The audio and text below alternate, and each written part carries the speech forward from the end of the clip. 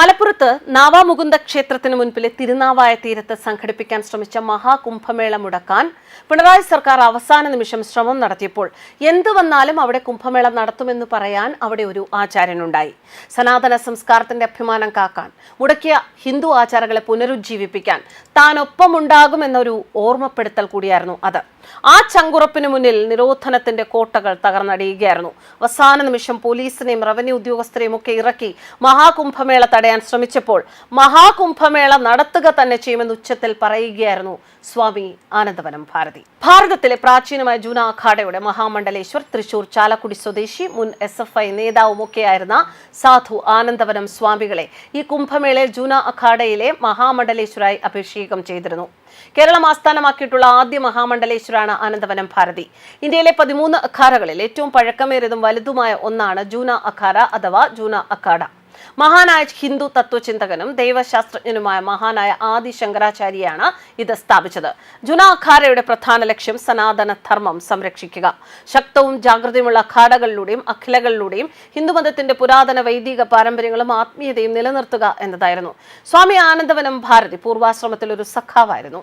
CPIM നേതാവും SFI Thrissur ജില്ലാ vice പ്രസിഡന്റുമായിരുന്ന P. സലീലാണ് പിന്നീട് ജൂന അഖാഡയുടെ ആത്മീയ ഉന്നത സ്ഥാനത്തെത്തിയ സ്വാമി ആനന്ദവനം ഭാരതി. ഒരു കാലത്ത് തൃശൂരിലെ SFIയുടെ ഒരു തീപ്പൊരി നേതാവ് എന്നൊക്കെ വിശേഷിപ്പിക്കാവുന്ന വ്യക്തി. സന്യാസത്തിലെ ആത്മീയ ഉന്നതിയിലേക്കുള്ള P. സലീലിന്റെ യാത്ര ഏറെ സംഭവബഹുലമാണ്. തൃശൂർ ചാലക്കുടി അന്നനാട് മേനോക്കി വീട്ടിൽ സേതുമാധവന്റെയും ആനന്ദവല്ലിയുടെ മകനായാണ് സലീൽ ജനിച്ചത്. തൃശൂർ ശ്രീ കേരളവർമ്മ കോളേജിലെ പഠനകാലത്താണ് SFIയിലൂടെ സലീൽ തന്റെ പൊതുപ്രവർത്തനം ആരംഭിക്കുന്നത്. കേരളവർമ്മയിലെ കോളേജ് യൂണിറ്റ് സെക്രട്ടറിയായി മാറിയ സലീലിൽ പലരും ഒരു രാഷ്ട്രീയ ഭാവിയും കണ്ടിരുന്നു. SFI തൃശൂർ ജില്ലാ വൈസ് പ്രസിഡന്റായ സലീൽ CPIM അംഗത്വം എടുത്ത് മുഴുവൻ സമയ ഇടതു പ്രവർത്തകനായിരുന്നു.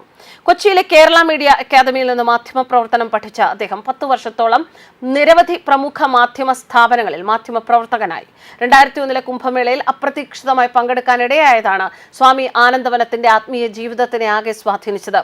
ഒരു കേസിൽപ്പെട്ട് മുൻകൂർ ജാമ്യത്തിനായി ശ്രമിച്ചുകൊണ്ടിരിക്കെ നാട്ടിൽ നിന്ന് മാറി നിൽക്കാൻ ഉപദേശം ലഭിച്ചപ്പോഴാണ് സലീൽ അവിചാരിതമായി ഉത്തർപ്രദേശിലെ കുംഭമേള സ്ഥലത്തെത്തുന്നത്. 6 ദിവസം സലീലിന് അവിടെ തങ്ങേണ്ടി വന്നു. ഗംഗാതീരത്ത് പുൽക്കെട്ടുകൾ വിരിച്ച് അതിൽ കിടന്ന സന്യാസിമാരെയും ആത്മീയ ജീവിതത്തെയും തൊട്ടടുത്തു നിന്നും കണ്ട് മനസ്സിലാക്കിയ ആ ഒരാഴ്ചയാണ് സലീലിന്റെ ചിന്താഗതിയും വിശ്വാസ പ്രമാണങ്ങളെയും മാറ്റിമറിച്ചത്.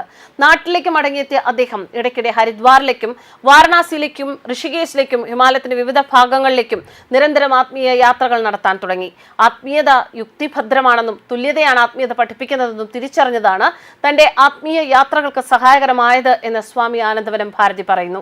2019 കുംഭമേളയിൽ വെച്ചാണ് സ്വാമി ആനന്ദവനം ഭാരതി ജൂന അഖാഡയിൽ നിന്ന് നാഗദീക്ഷ സ്വീകരിക്കുന്നത്. ജൂന അഖാഡയുടെ കേരളത്തിലെ ശാഖയായ കാളിക പീഠാധിപതിയും സംസ്ഥാനത്തെ ആദ്യ ആശ്രമമായ കൊട്ടാരക്കര അവധൂതാശ്രമത്തിലെ ഉന്നത അധികാരിയുമാണ് നിലവിൽ സ്വാമി ആനന്ദവനം ഭാരതി. മഹാമണ്ഡലേശ്വർ സ്ഥാനം ധർമ്മ സംരക്ഷണത്തിനായുള്ള അഖാഡയുടെ പ്രവർത്തനങ്ങൾ ദക്ഷിണേന്ത്യയിൽ വ്യാപിപ്പിക്കാനുള്ള നിയോഗമായി കാണുന്നു എന്നാണ് സ്വാമി ആനന്ദവനം ഭാരതിയുടെ വാക്കുകൾ. News desk കർമാനസ്.